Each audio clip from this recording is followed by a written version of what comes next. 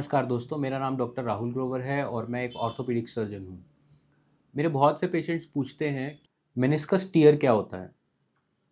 नी के अंदर एक स्ट्रक्चर होता है जिसे मेनिस्कस बोलते हैं। ये 2 स्ट्रक्चर्स जिनको पैड्स ऑफ द नी बोलते हैं, ये घुटने के शॉक एब्जॉर्बर्स होते हैं।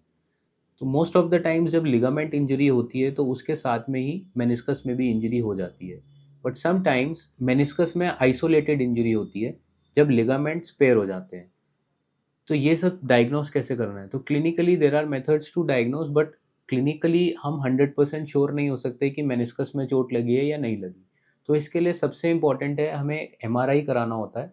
मोस्ट ऑफ द टाइम्स जो सबसे बढ़िया एमआरआई होता है वो 3 टेस्ला एमआरआई होता है। हम 3 टेस्ला एमआरआई कराते हैं नी के लिए। उसके बाद हमें पता लगता है कि मेनिस्कस में चोट है या लिगामेंट में चोट है। अकॉर्डिंगली हम ट्रीट करते हैं। तो आज हम बात कर रहे हैं मेनिस्कस में चोट की। तो 2 प्रकार के मेनिस्कस होते हैं। एक होता है मीडियल मेनिस्कस जो कि घुटने की अंदर वाली अंदरूनी तरफ होता है। एक होता है लैटरल मेनिस्कस जो घुटने की बाहर वाली तरफ होता है। तो इस मेनिस्कस में 3 हिस्से होते हैं। एक होता है आगे का हिस्सा, बीच का हिस्सा और पीछे का हिस्सा। तो most of the times meniscus के पीछे के हिस्से में चोट लगती है जिसको हम बोलते हैं पोस्टीरियर हॉर्न ऑफ मेनिस्कस। तो वो पोस्टीरियर हॉर्न मीडियल मेनिस्कस भी हो सकता है या पोस्टीरियर हॉर्न लैटरल मेनिस्कस भी हो सकता है। तो अब इसमें किया क्या जाता है? आजकल जो लेटेस्ट टेक्निक है उसे बोलते हैं ऑल इनसाइड मेनिस्कस रिपेयर।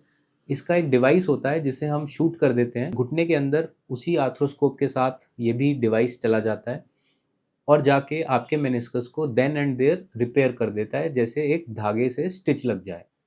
उसी प्रकार मेनिस्कस आपका रिपेयर हो जाता है।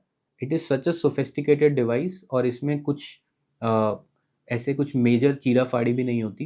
अच्छा, अब मेनिस्कस को रिपेयर करना ज़रूरी क्यों है? क्योंकि ये इकलौता शॉक एब्ज़ॉर्बर है। अगर आप इसको इग्नोर कर देते हैं, केवल दर्द का दवाई खा-खा के आप इसे इग्नोर करते रहते हैं, तो ओवर द टाइम ये एक फ्रिक्शन पॉइंट बन जाता है हमारे जॉइंट में।